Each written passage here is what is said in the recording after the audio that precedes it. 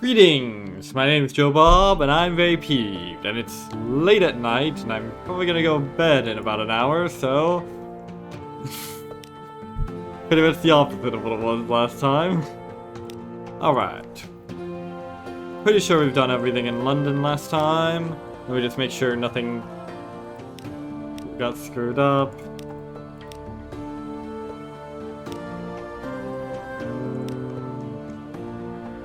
Yep, alright. Now then. Okay, where the places we gotta go are... what are they again? Alright, Port Carnelian. For the, stuff. For the submarine. And you know what? Let's just go. No sense making loads and loads of plans. This ship, I don't know if you can tell, but this ship is like slightly slower. The weight does have an effect on the speed, but not nearly as much of an effect as you might make it out to be. Fortunately, we've got a way of more than making up for that loss. Let me just make sure. Yeah, okay. Just making sure it didn't get unequipped somehow. Oh yeah. Full power.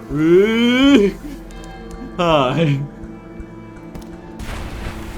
Too bad there's no ramming in this game. Well, there is, but you can't do it. Well, I can't do it, rather. You're not playing the game. Probably. Actually, using this as sort of a podcast in the background while you yourself are also playing Sunless Sea would be kind of amusing. Very meta.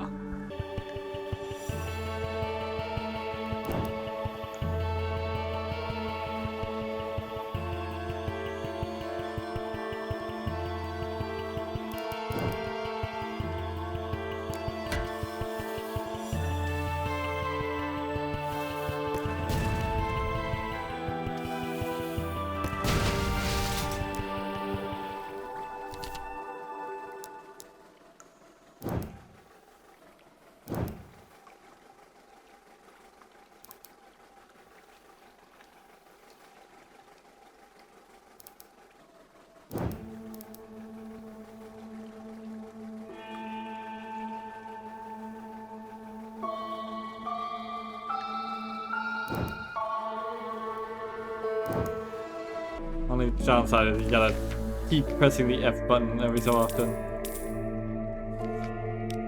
Anything interesting here? No, pretty boring place, really. Ow. I shouldn't have gone to full speed right at the start there.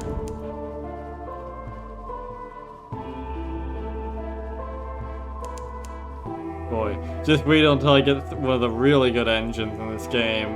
The fuel cost will drastically outweigh the supply cost until I get like a really big fucking ship that has like 1 million crew. Even then, it'd still be a pretty powerful ratio.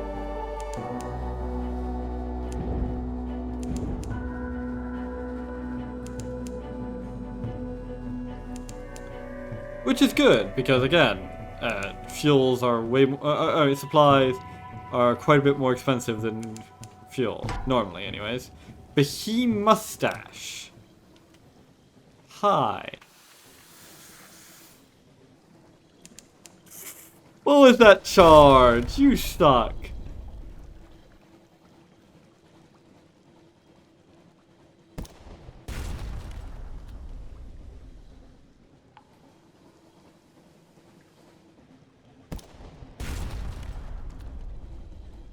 It's nice to actually be able to have proper facial sound, you know? Well, maybe you don't. Hopefully this will also help even more greatly when it comes to the thief, because knowing where... Because being confused as to what direction the sound is coming is already screwed me over multiple times. That business with the statue comes to mind.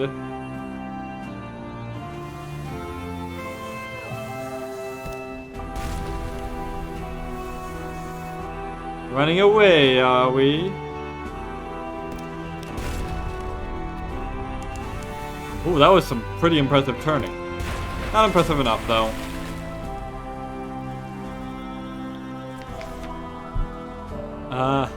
Landscape's either dull. I can either dig around its innards or harvest its flesh and its mustache. The one is oily, the other is both oily and magnificent. That sounds hilarious, let's do it. A luxuriant treasure. Take its teeth as trophies. This is a sound. Music is a bit too loud.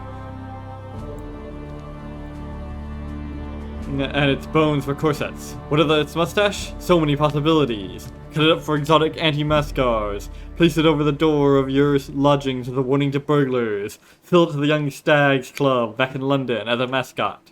For now, let it remain in the compartment devoted to outlandish artifacts. Yeah, the Young Stags. Oh. Open a number of things. There's probably something horrible inside, but possibly there's not. The only choice is to fling it overboard. Okay. Anyways, I used to be part of the Young Stags Club in Fallen London.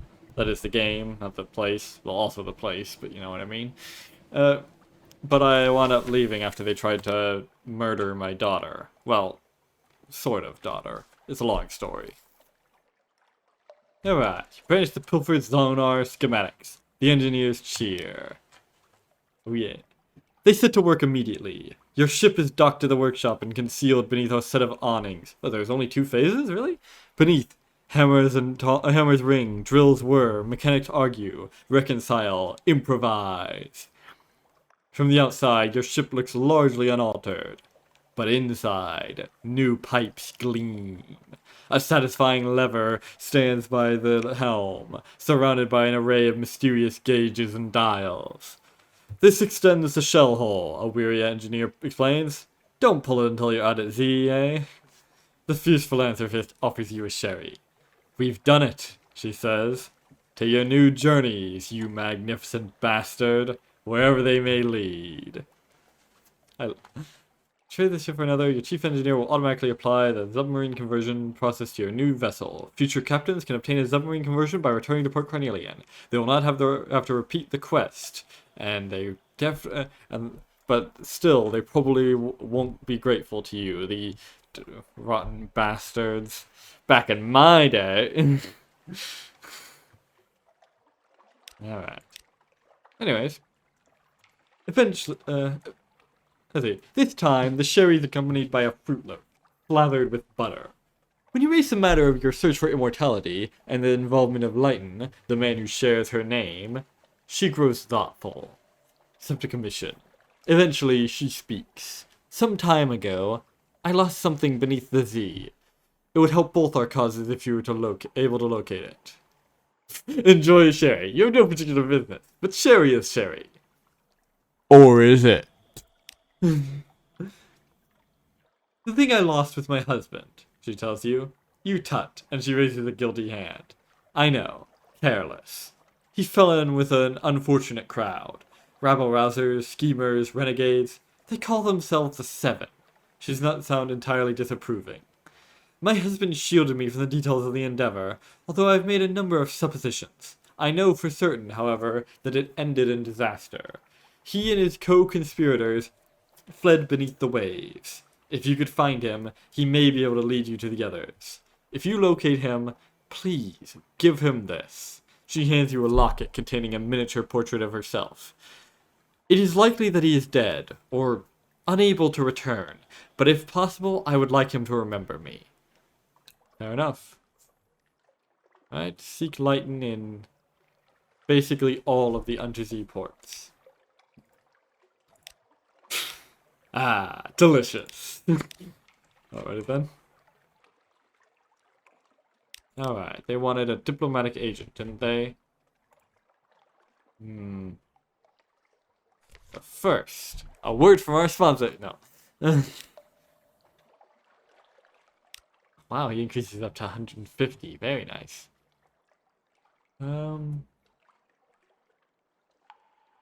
Yeah, fuck it. I could use some more veils and mirrors. I'll, I think I'll use like 12 on here and 12 on mirrors. That seems good. Of course, of course. This and this. Also this. Don't forget this. And never forget that.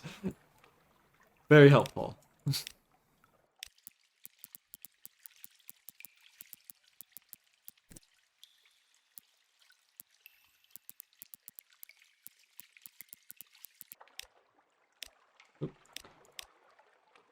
Now, what's the odds now? Low risk, 88. And this baby hits 88, the chance of success. You're gonna see some serious shit. I'm recording, aren't I? Okay, good. And boom, baby! On a platter. Your agent's opening gambit is to find, chart, and usurp an existing network. It belonged to a surface spy and an agent of Russia. His interrogation was tedious, padded with tales of a damp St. Petersburg childhood. Alright, that's 2. How much do I need for the influencing? 3, okay. Come on, big money, no enemies, something good. Insight, yes!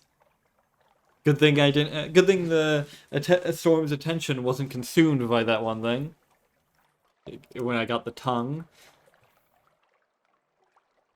One of your operatives is troubled. Her temper is short, a flaw in a spy. My ears are full of thunder.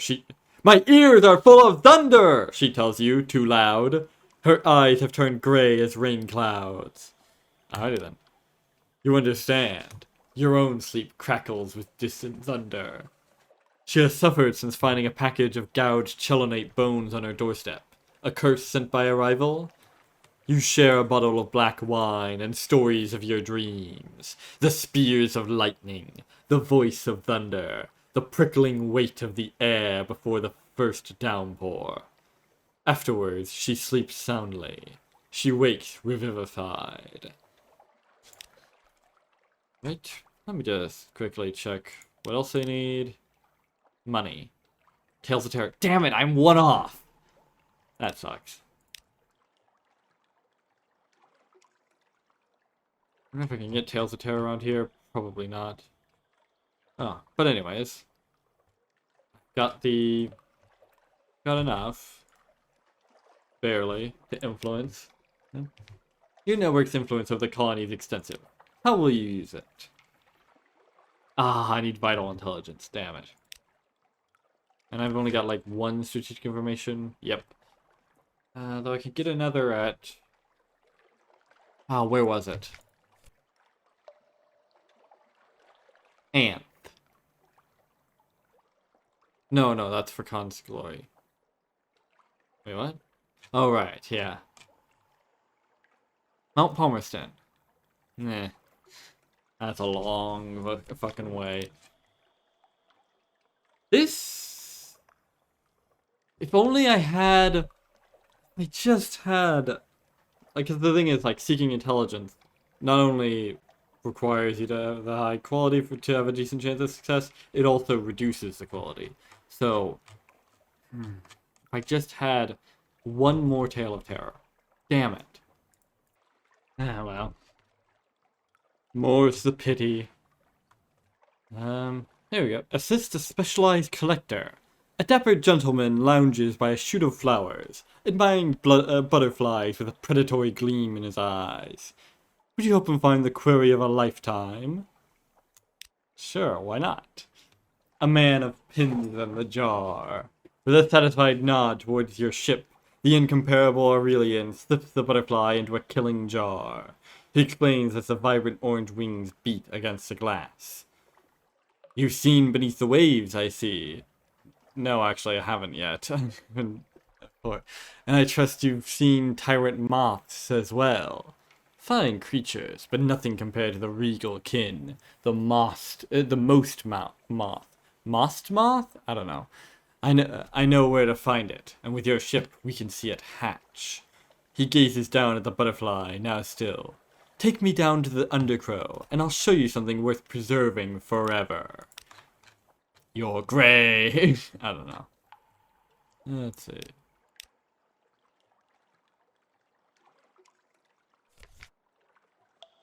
Anything worth buying here?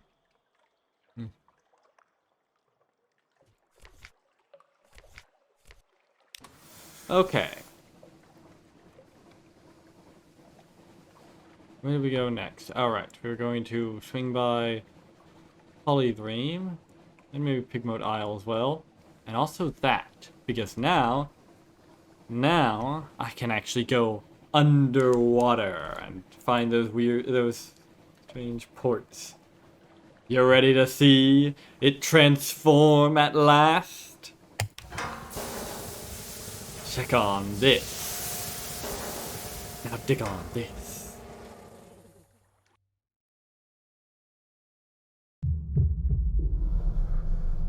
Boom. Wow. Now this is fucking cool.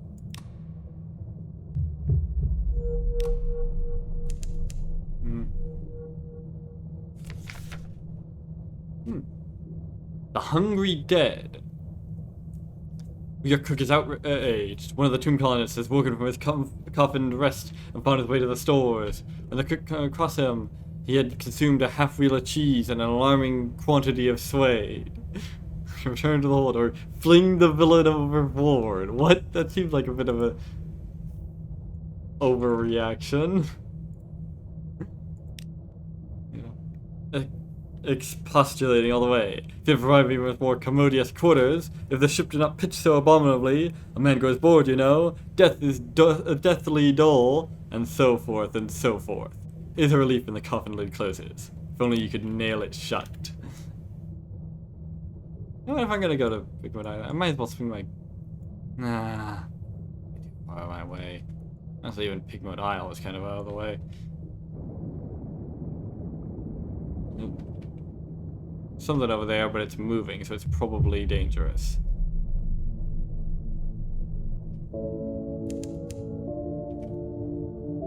Yes, I'm aware that's where I'm going. Now this is oxygen. So, like you gotta resurface so often. However, there are actually ways of regaining oxygen, but you can never stay below the surface for more than, what was it, 7 minutes? Or maybe it was 21. I forget. Ah, and here's Rosegate. God, the whole submarining stuff is so fucking cool. It's not so much a port as a shop with a dock. Colored ceiling lights shine onto display cases lining the walls. A large shop counter dominates the room. Cigars, ashtrays, guillotines, matches, and carved boxes are all for sale. Each step here transports you into a new realm. At one moment, the heady aroma of summer flowers. Then, the earthly fug of fungus. Fugue? I don't know. The bitter warmth of morning coffee, the sickening sweetness of sweat and midnight honey. Go away, we're closed. The crotchety tobacconist sits smoking behind the shop counter. The ashtray next to him is stacked with cigar butts. I cannot assist you until my apprentice returns. Oh, where did his apprentice go? Sent him on an errand. He just had to collect a parcel from... Buggo, where was it? Is it the Empire of Hands or the Tomb Colonies? He sits up and stretches. His joints crack loudly. A very important work, and I can't continue without him. Please, unless you've news of the boy, leave me be. And take a pamphlet. Neatly printed histories of the shop are stacked high on one of the display cases. A notice encourages visitors to take one. The pamphlet describes Rosegate as a cigar shop, with a factory on the upper floor. True. Here they produce and sell an unparalleled variety of cigars. Also true. The tobacconist is described as a world-renowned figure, respected for his dedication to his craft and the brilliance of his creative vision. The pamphlet boasts that his genius will forever alter the tobacconist art. Well, that remains to be proven.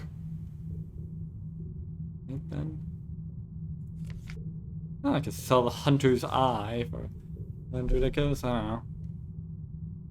Addershroom sporule. A fruit, a jewel, a tear? Leave that distinction to the botanist. Tastes a little like pine nuts. Bloody hell feels expensive here. I guess I might as well sample one. The crotchety tobacconist cuts you a cigar and lights it. You draw slowly. Your mouth fills with a flavored fog, heavy on the tongue like honey liquor. The tobacconist smiles. Your mouth will start to burn soon. Tolerate it. It's a transition phase before something refreshing. See what I mean? Just hold. Alrighty then. Not much of a place, but alright. What would be over there? In this place. Ah, fuck.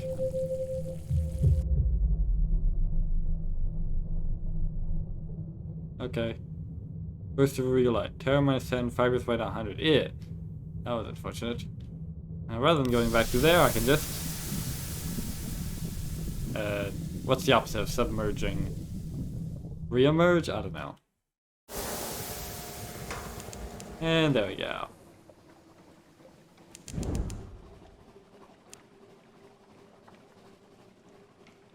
So yeah. That's submarining for you. It's not exactly the safest way to travel, but it is fun. And certainly very atmospheric.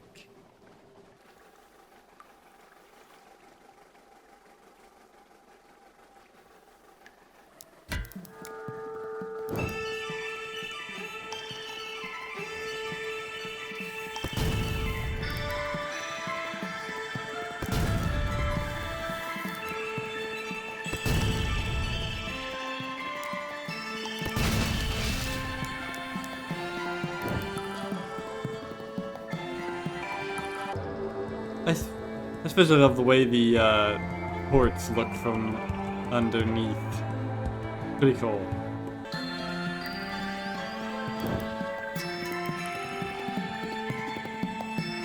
I do wish it would stop giving me the beware, your engines will occasionally explode now that message now that I've got the avid suppressor.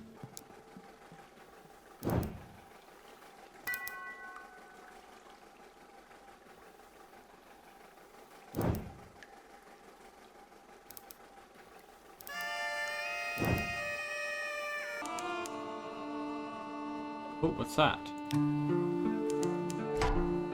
A rat barge. The fuck? Ah, shit, it's hostile.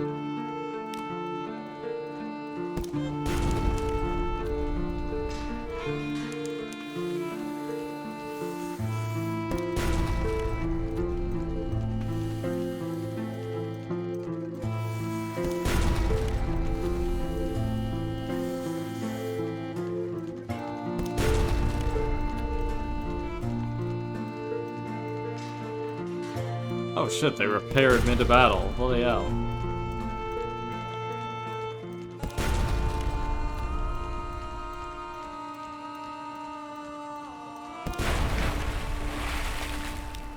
There we go.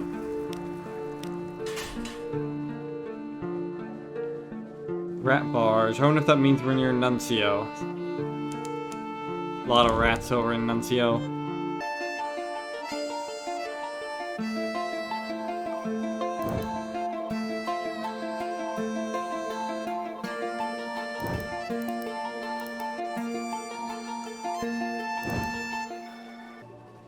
Ooh. Hang on a second. What's that beneath the Z?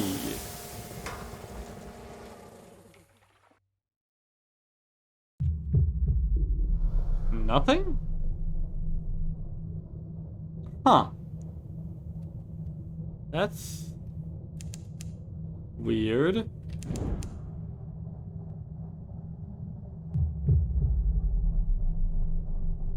It looks like there's all that stuff there, but...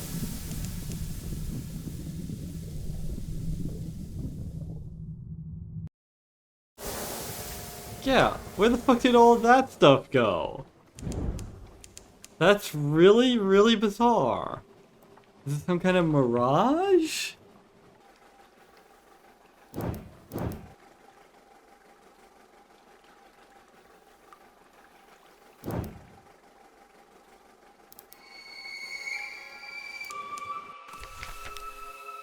Alright.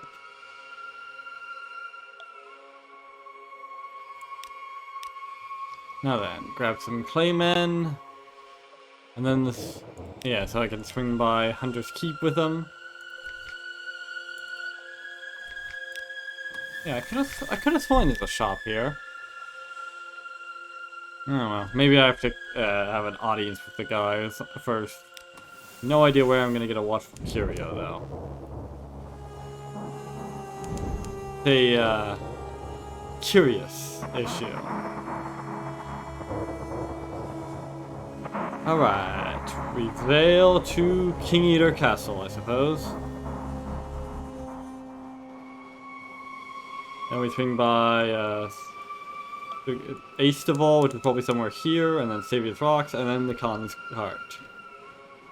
And Khan's Glory, of course. Honey, what? What are they doing so far out? Far out, huh? Sure glad doing full power doesn't... Heh! This is a little fighting shot. Ooh! Aha! The other shroom.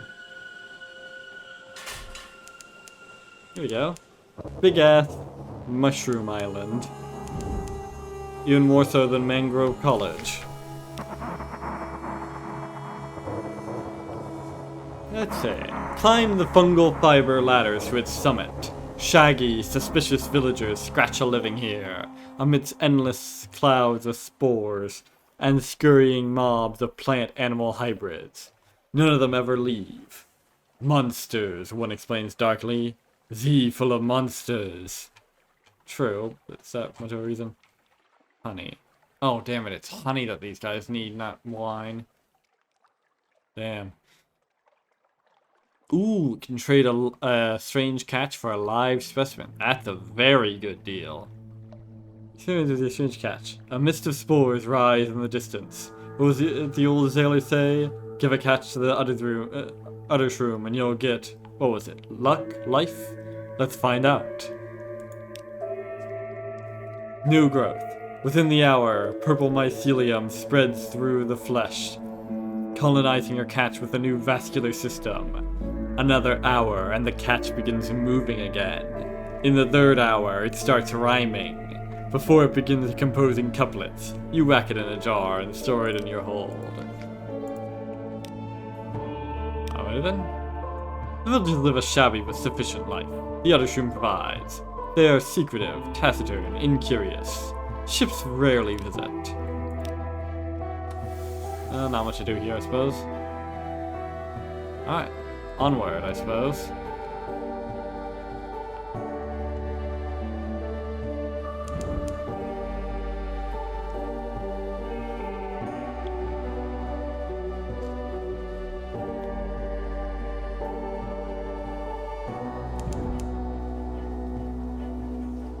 Why are the Connie so here in the near the other shroom?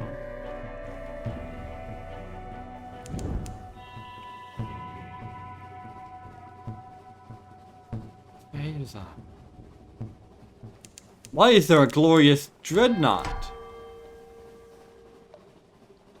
What? You know what? I think I can take it. Well, maybe I should wait until I get my forward weapon. What the fuck is this? Look at this stupid shit.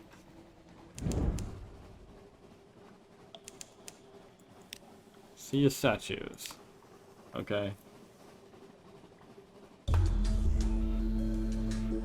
Hi. This is thing down here. Incidentally, transforming your ship is actually a decent way of escaping an enemy as long as they're not right on your tail. Well, that looks very strange, the way it cuts them off. Hi.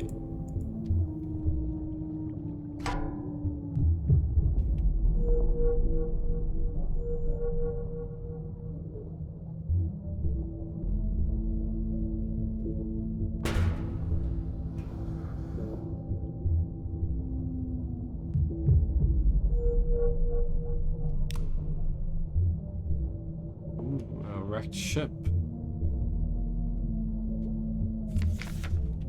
Search for London wreck. This stately, shattered vessel is a familiar manufacturer. Your lights illuminate a tattered Admiralty flag, shivering forlornly in the current. Intriguing snippets. Don your diving gear. The wreck groans as you pull yourself through its corridors. Your airline catches briefly as you negotiate the stairs to the captain's cabin. You unhook it and ascend.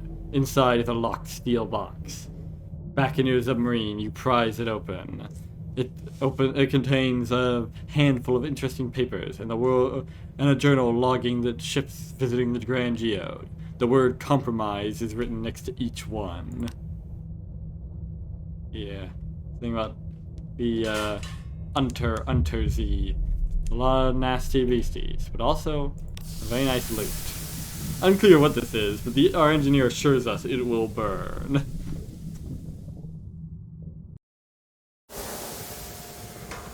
Ah. Nearly sailed right by King Eater's castle, rather. Oh, shit.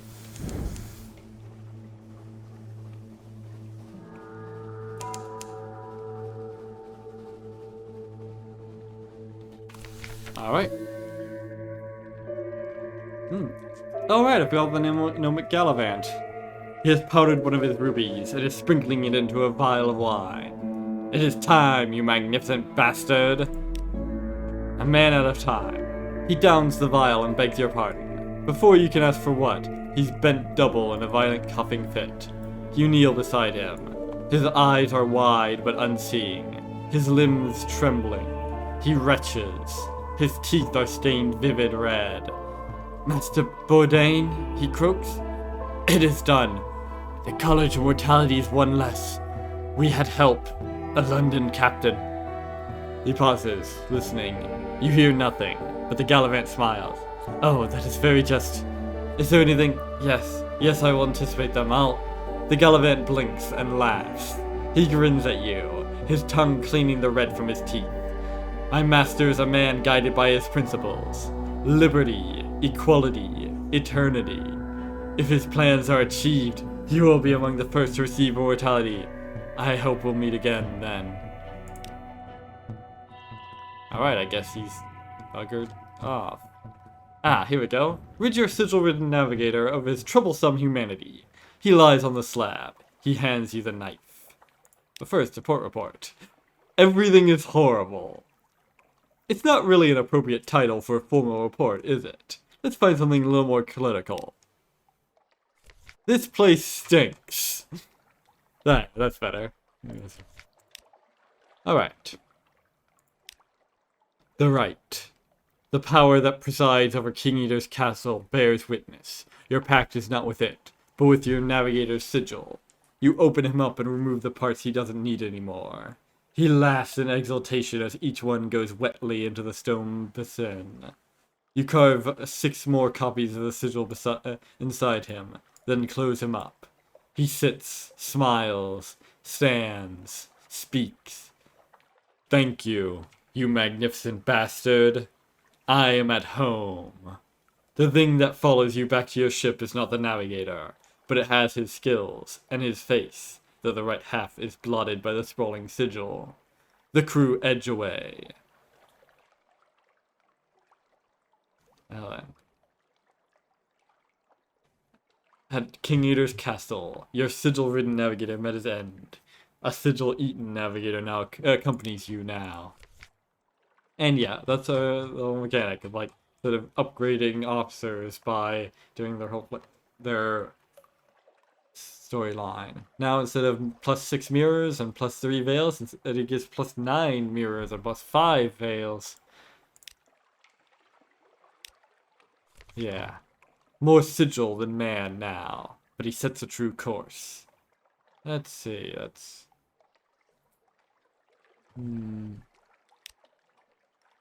At Z, at least, that's probably more valuable than the pages. It's a higher total, regardless. There we go. Boom. That's +5 veils and +5 mirrors at the cost of -7 pages. Decent trade. Yes. An old veracity lives here in the far reaches of the sea. The priests are long gone, but sacrifices are still made. Perhaps you have come here to make a sacrifice. Perhaps the sacrifice is you. Yes. Good old King and his castle. A castle made up of the cast-off hunger of a god. Well, a god, more or less. And here we can lose our mind and eat our crew. Let's make take you elsewhere at the cost of all your Z stories. Unfortunately, I don't fucking have any, because... whatever. The sixth witness, a woman in rags, stands on the battlements, staring to the east. So I approach. I'm sorry, I didn't expect anyone else to be here. Sit with me. No, do not look east.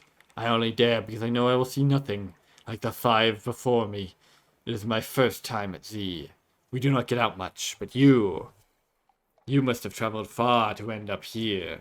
Tell me your stories. You barely begin before she interrupts. How about the Gant pole? They say there they see the future. If you go, could you ask what the seventh will witness? I happily give my life to prepare the ground, but to know would be the greatest of honors. Do not do this. Love that. Alright, well that was that. Wait, is there anything else I needed from here? I don't think so.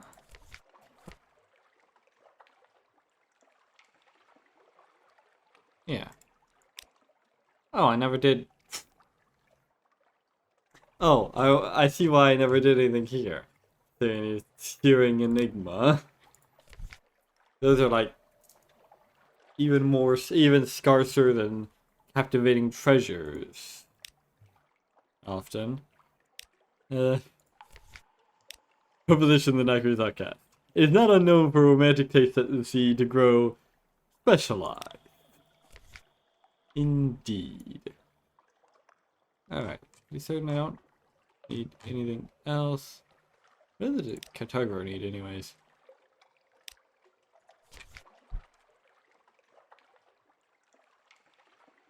Yes. Stygian ivory. I have a Stygian ivory now.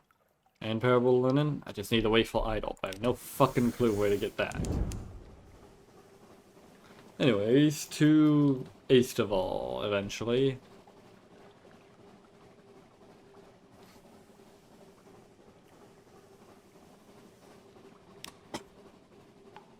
I almost expect them not to even notice me shooting the power lamp beam at them.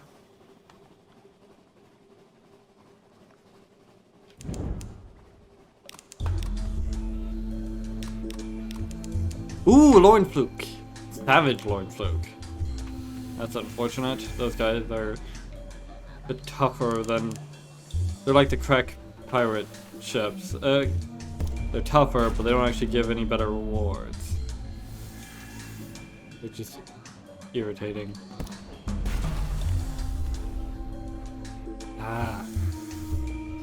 Bloody... forget the gunner. It's bloody hard for me to see where it is.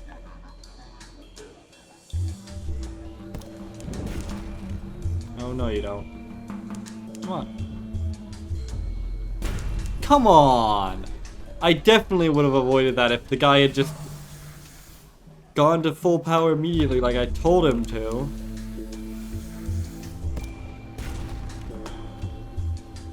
Yeah, well, fortunately that does fuck all damage. I don't know why. Ah, crap. Of course it would do that right as I stopped.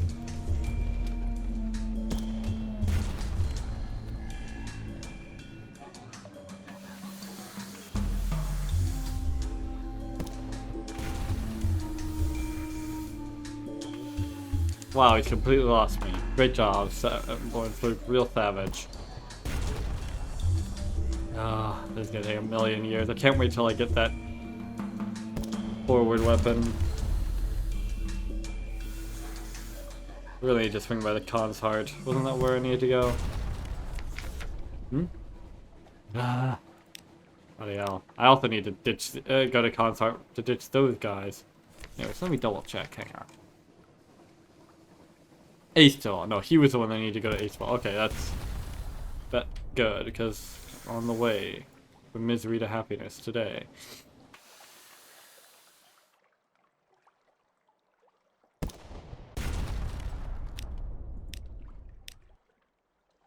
What on earth is this Stormfoot doing?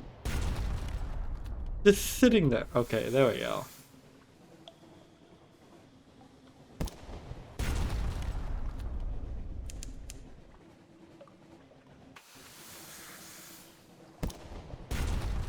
Bloody hell, it's taking a million years.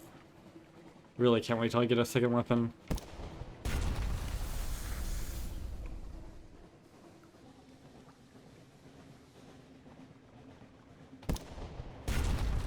And a better engine.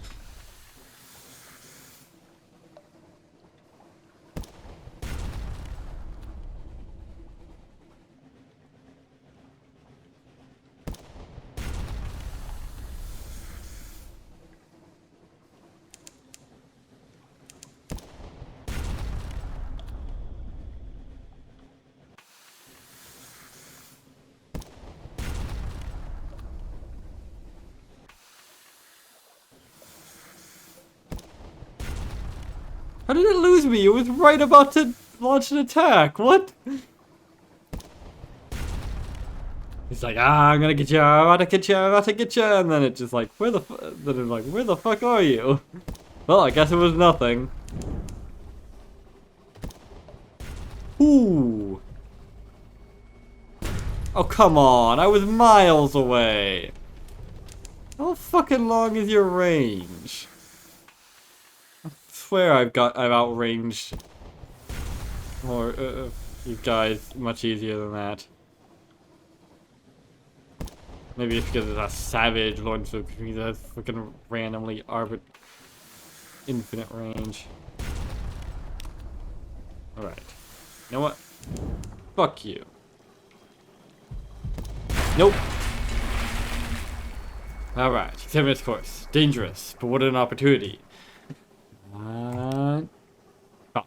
Well, it's still got the flute core. Alright. Whatever. The deliquescing body is full of incomprehensible organs that collapse at your touch. You understand nothing, and very quickly there is little left of it. But at its center, you find a vast lump of resin or congealed gall, the size of a barrel, flawed with darkness. In the false starlight, it is a deep violet purple. Here we go, your doctor whispers. The color of forgetfulness. Oh yeah. Oh, you shitting me! From beyond the grave? That's really stupid. Anyways. That's a bad time. Right. Confront the nightmare. The water around you is steaming, boiling. The eye rises. Here it comes. Here you go. Nah. Darn. That's unfortunate. Ah, shit.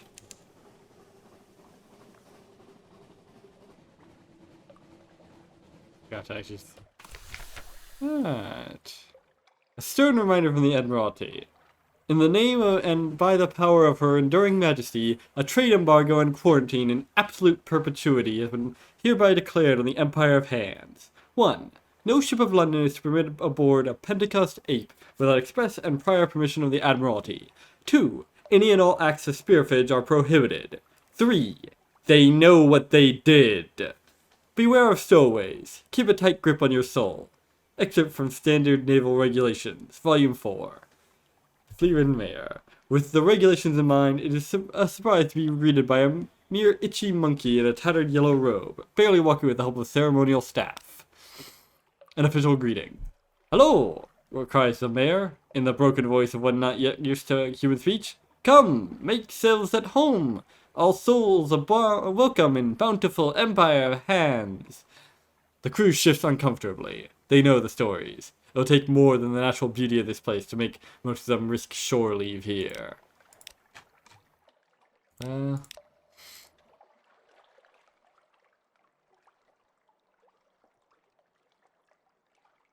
ho! An emaciated man is slumped against the wall of the docks, sitting on a huge crate. He waves weakly at you. Oh, thank God, the dog apprentice gasps. I don't know how long I've been here. It's been days, weeks since I ran out of money. I've got to get back to Rosegate beneath the waves. Scrape comes beneath him. Please, help me. If you have anything I could eat. Alright then. Thank you. Thank you.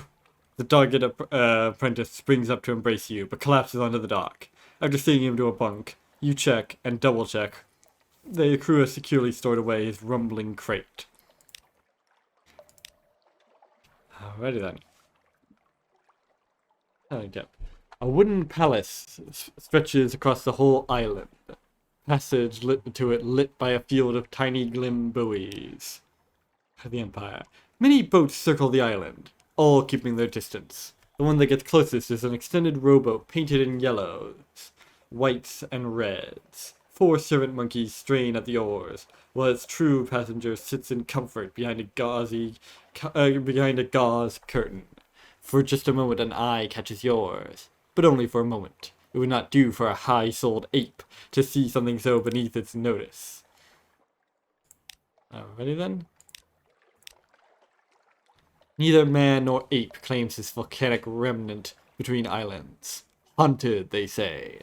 Ridiculous. Leaves and monkeys.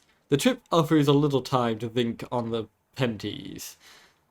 Technically, they are monkeys rather than apes, but it is not tactful to remind them of this. To their high-souled faces, the accepted name is Pentecost apes.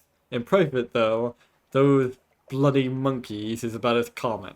It is, one might say, an ad hominoid insult.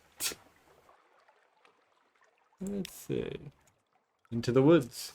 Wide natural paths run between clumps of trees, softly lit by a dim green glow and the occasional glimmer of false stars through the canopy. Only the cracking of leaves and the soothing sounds of water break the serenity of this volcano-forged paradise. Ah.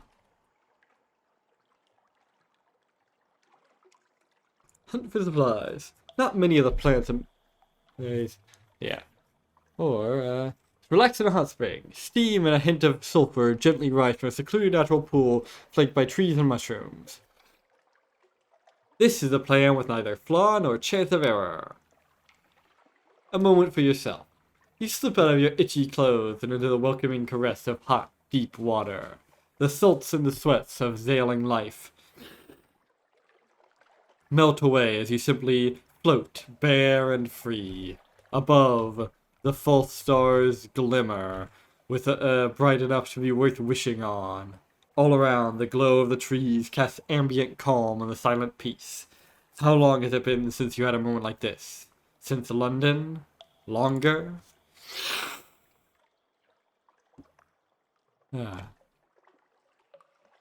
Let's see.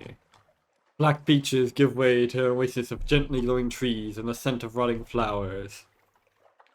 Let's see. A thought for your child. One day, will you bring them here to this place? Or will it be you hearing tales of adventure in impossible lands? Your legacy to the world, come what may.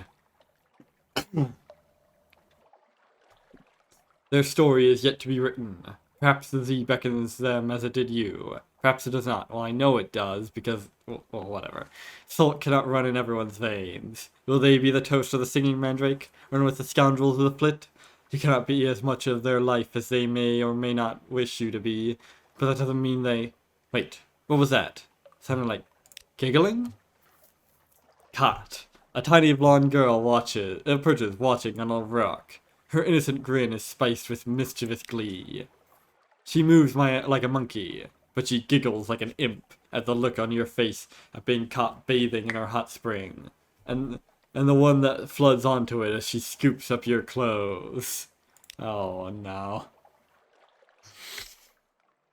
Shipwrecked as a baby, raised by the Empire hand, she now plays between the worlds of apes and men, neither quite one, nor entirely of the other.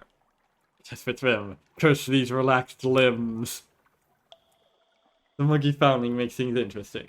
She waits, grinning innocently, until you emerge from the hot spring with nothing but your strategically placed hands for modesty.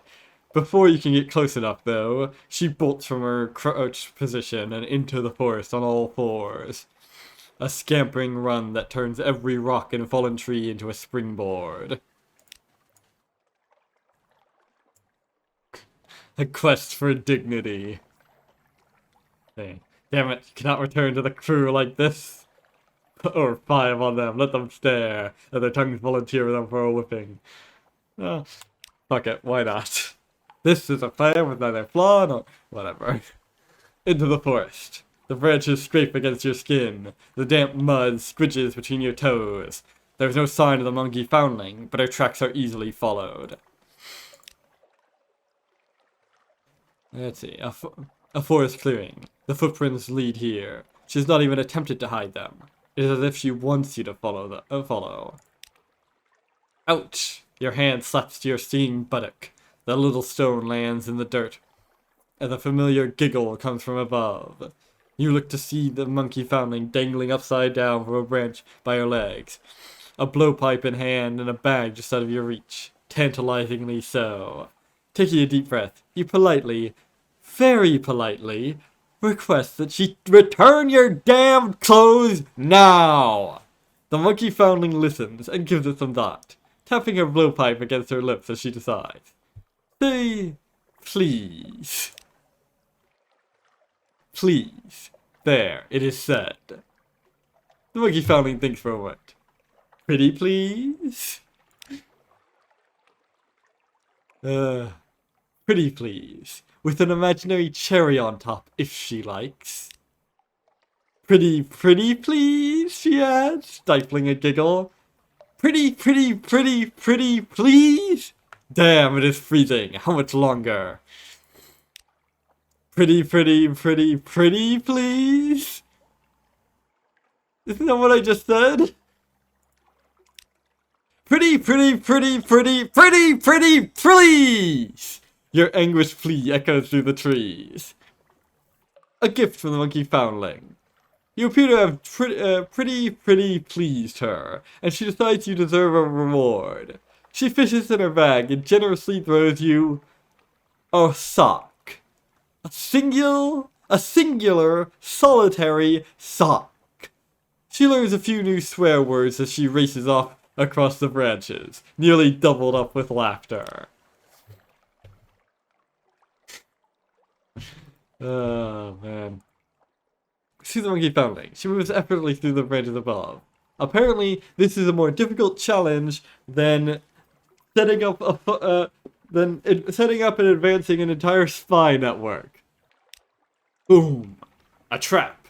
You just spot the looped rope in time to jump over it, avoiding what would have otherwise been a nasty trip into the air. The monkey foundling looks disappointed. This is not one of your regrets. The chase continues. The monkey foundling slides down a vine in front of you. She sticks out her tongue and scampers through a break in the trees. Yeah, not only is that not one of your regrets, I imagine that look on her face be one of the things that you treasure along this ridiculous journey. A marsh of terrible stench. It is a place that skunks would think twice of entering, if the Empire of Hands had such creatures, or indeed if the Naath had such creatures. I doubt it does, but maybe, who knows. The monkey foundling, of course, is unconcerned, as much at home here as high in the branches or running across the forest paths. She almost dances, effortlessly, across a thin fallen tree that crosses the mire, surrounded by the foulest bubbling mud that has ever invaded your nostrils. She balances in the middle, daring you to try to follow. She wants to play? You'll play. Though the crossing is treacherous, particularly when one's hands are torn between modesty and balance. Right. You slowly across the marsh. It is slow going. Your muddy feet slide against it, and the thin trunk barely carrying your weight. Inch by inch, step by step, you slowly make your way without slipping. The monkey foundling is visibly disappointed, even jumping up and down to shake the tree and make you take a messy tumble. But no, not today. You cross triumphantly, to her grudging admiration. Don't forget, I was an urchin once myself. The monkey foundling dances. She pirouettes on a tree stump, saluting as you approach. Ambush. A screeching Pentecost ape drops from the branches. The shock on the monkey foundling's face makes it clear. This is not part of her little game. Its rage is focused entirely on her, the ghost of the Ash Isthmus, and the bright soul with which it can uplift itself to glory. It limps from some trap earlier, its fur blood-soaked and glistening. It lunges at the monkey foundling, who half rolls, half falls off the stump, and yelps as it catches her by the leg. She rolls, shrieks her own howl as she lashes back with a kick that shatters fang and splits its lip. This only further enrages a frothing ape. It strikes. Well, I helped the monkey foundling. She meant you no real harm. She was only playing. Or, bah, the little wench has it coming. She can't torture you and then expect your assistance. Whatever. I might as well be a good sport about it. I've certainly got up to worse nonsense. Rock beats ape. You reach for a stone and bring it crashing down on the distracted ape's head. Its skull cracks, dampness spreading. It collapses to the ground, hard. It is not a child's face that looks up to you. Still, you reach a hand down. The monkey foundling just stares at it for a moment, something human returning as the adrenaline fades. For a moment, it almost looks as though she will take it. But no. She leaps up on her own, bounding away towards the dark safety of her jungle. And then stops, hesitates. She looks back, and tilts her head, beckoning you to follow. It is a look that suggests the game is over. Perhaps not yet quite finished. A small hut in the middle of the forest. Is this where the monkey foundling lives? Why would she lead you here of all places? The playmate of the monkey foundling. The monkey foundling herself is nowhere to be seen, but she has left you something. It sits outside the hut, carefully placed by a large, happy face drawn in the black sand. A little prize for being such a good sport. Your clothes, however, are nowhere to be seen. Of course, as the monkey part of her would no doubt demand. Where would be the fun in that? Return to the ship. Well, there is no avoiding this any longer. An out-of-uniform experience. The crew reacts with the expected amount of sympathy to your naked return, which is to say exactly none. By the time you board the ship, every last crew member is on hand to see and cheer, with more than a couple letting off flares as impromptu fireworks. It is many, many days before the needling ceases, and you are able to give an order without first scouring it for innuendo. On the plus side, it does boost at least the rest of the ship's mood while it lasts, and you have a new treasure for your collection. You have had worse days. Well, that was a cheering interlude, certainly.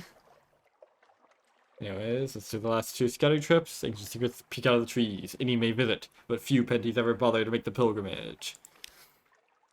The Empire of Hands is hardly as old as they pretend, but mimicry and theft infuses their whole culture. If the penties have come to think that their rulers should be buried in ancient temples, then it is ancient temples they will build.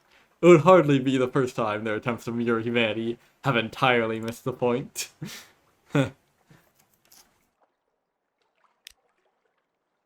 Let's see.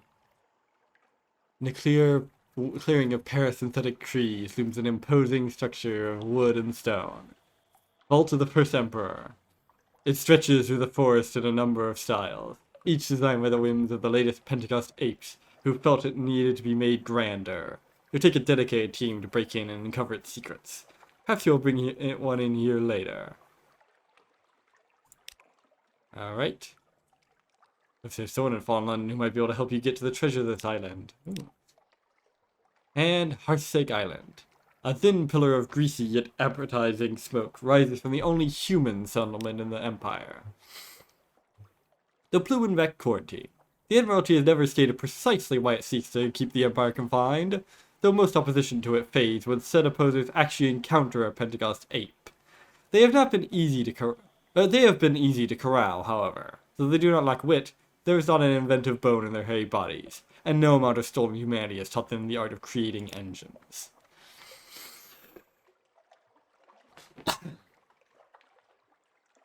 The pirates of a pirate expedition have stolen this land, where apes are unwelcome, except as an entree. Treasure hunter. He squints at a map, muttering incoherently. North for each city the bats have brought down. He wipes his brow. Have you seen a big X on the ground by any chance? I got these 4 map pieces that got me this far and said X would mark the spot. I can't find an X anywhere. He looks at the map sadly. It should be here, it says. Now where am I supposed to dig? He's too busy to talk right now, but adds that he will be in the village later if you want to try adventuring supplies. I want to trade adventuring supplies. Don't try the meatballs, he warns, getting back to his search. You just don't want to do that. Right?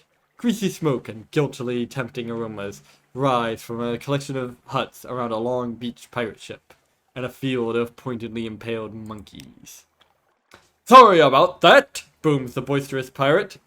Oh, an explosion almost takes off your head, lowering a smoking blunderbuss as bits of shattered tree rain down. New arrival, are we? Well, if you haven't got a tail, you're all right by me. He squints, momentarily suspicious. You don't have a tail, do you? Wouldn't put it past the thieving little buggers to go shaving one of their own. Wouldn't know fair play if I kicked them right up the arse. His voice is louder than his blunderbuss. The congealed meat juices in his thick beard are better not considered. At the captain's table. All are welcome to share the pirate's wealth, provided they have the stomach for it. And the table manners. I don't like the fact that you need to have less than 2 wounds. That's a bit disturbing. Okay.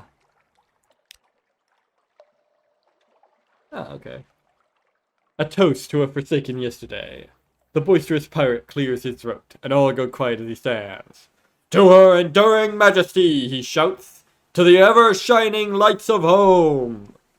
A cheer rises as the pirates raise their mugs, drain them dry. But there is something quiet in the silence. They have long decided that what they have done here disqualifies them from ever again walking on Woofstack docks, from singing in the Mandrake, and from meeting the eyes of those they loved. It is not fear that keeps them from asking the visiting captain for safe passage back home. It is agreement, unanimous. The boisterous pirate slams his hands together in an echoing slap. Amen, he declares, as everyone reaches for their meats, that of them salivating so. Alright. Return to the boat. They seem a friendly sort, and are shocked at the idea that they would ever be such poor hosts as to eat a guest. But then, they have no shortage of supplies. The sea is quiet. The journey is pleasingly uneventful. You have not been eaten by cannibal pirates. All things considered, a successful trip. Prepare a comprehensive port report. Few have reason to brave the waters this far east, especially with the trade embargo. The Admiralty will pay especially well for up-to-date intelligence. The Isles of the Empire. All of them warrant further attention. For now, though, it will be best to see if your initial discoveries can whet the interest of anyone back home. Alrighty then.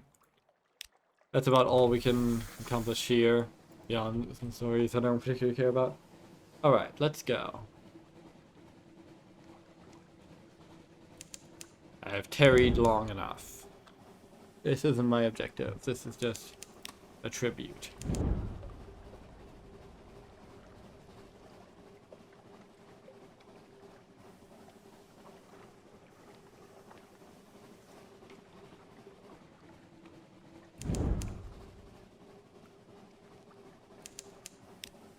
Here we go. Aestival. That was quick.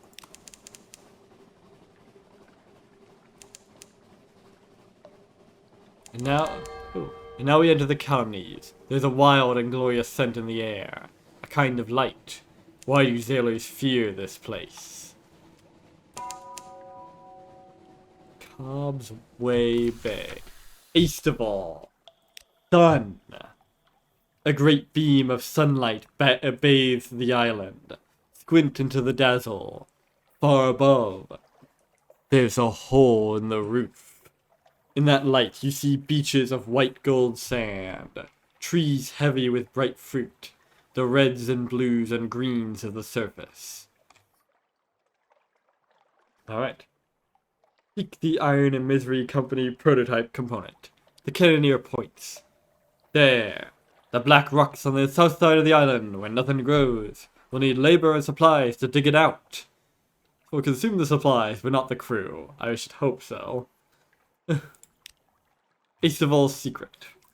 Days of back-breaking labor unearth a cache of old bones, curios, and a meteorite. A meteorite? Did it fall through the hole in the roof? That would be some ludicrous precision. A broken armature of steel and copper sheathes its sides. The sailors fall back before it as the glyphs on its side crawl with fire. This is it, the cannoneer cries. This must be what broke the roof. It's very frightening. A seal of red science. I never thought I'd see such a thing. Okay, so it's not it didn't fall through the hole in the roof. It made the hole in the roof. Okay, that makes more sense. I never thought I'd see such a thing. But it's sleeping. We'll need a Judgment's egg, and my friends in the Iron Republic. We might be able to find an egg in the IRAM. The crew shrinks back a little. Oh, such lucks. Such lucks! Well, I already have a Judgment's egg, so that's... I just gotta swing by the Iron Republic. Alright. Outlandish artifact, lamentable relics. This is all of us in one day, but let's not be in a tearing hurry about it. And another secret. Alright. Compile a port report. Write fast. The light scars. A burning afterimage. Your eyes water. The pages blur. The report is one of joy-filled complaint. Aestival has a beauty too bright to be appreciated. Perhaps the Admiralty can find something of use. Alright, let's fill a mirror catch box, why don't we? Is this really sunlight? Then open the box wide. Let it brim. Snap it shut. The box will remain filled with light until it's opened, even underground. They do it with mirrors. Well, whatever gets your rocks off, I guess. Alright, gather supplies. The jungle here bursts with life. Wow, that more than paid for those supplies I spent. Alright. Huh. Let's just be alright. We're going through supplies a lot quicker than I expected compared to the amount of fuel I've been going through. Oh well. Exotic delights. You fill your stores with breadfruit. The fuck is breadfruit? Sugarcane. Coconut. Hang on. Let me look that up. Hot damn, that's an actual thing. It's in the mulberry and jackfruit family, apparently. Apparently originated in New Guinea, the Maluku Islands, and the Philippines. Alright then. Alright. And soft-shelled crabs and plump birds too stupid to know a hungry sailor from a tree. But on the way back to the ship, one of your crew topples over with a groan. She's smiling blissfully. Go on, Captain, she says. I've missed the sun. Her eyes close. Sunlight is perilous for those who've lived in the Neath too long. Indeed. Near the ruins, there was some sort of insulation here, and what looks like a handsome country house. Who was here? And what happened to them? Red birds singing. A garden overgrown with berry bushes. A wooden trestle table, set for a meal. Chairs strewn with bones. A half-dozen skeletons. A red-breasted bird perches on a grinning cranium. It cocks an eye at you, and bursts into song. A liquid, thrilling sound. It seems unperturbed as you approach to poke through the bones. No sign of violence. No fire, no bullets, no bites. Well, no regular fire.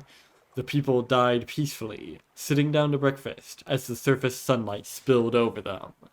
Sunlight can kill at any time. The longer you remain here, the more danger you're in. So why did they stay? Perhaps they stayed because Aestival is as beautiful as anywhere in the Neath, and 10 times as generous. It's a fine place for a colony.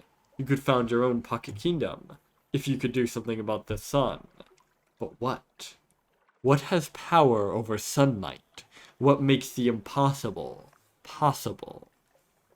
Alrighty then. I'll have to look into that, I suppose. I'm finding those shops here.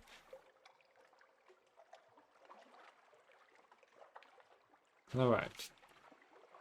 Need to get either a Dawn's Law or a Paradox. In other words, I need to get a Dawn's Law because the Paradox is kind of a trap option.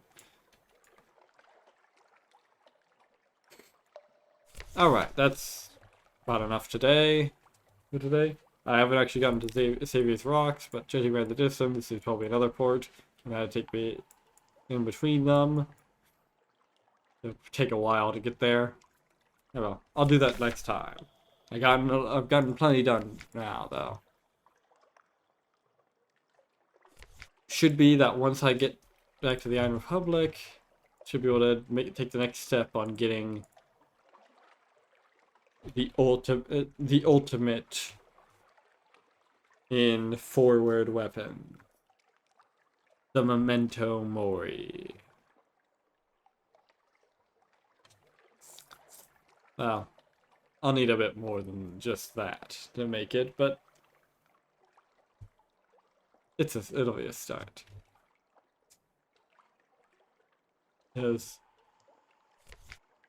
Anyways, without any further ado, I have been Joe Bob, and I'm very peeved. And remember, dislike the video, unsubscribe if you're for some reason subscribed, and leave a nasty comment in the comment section down below. So long, suckers.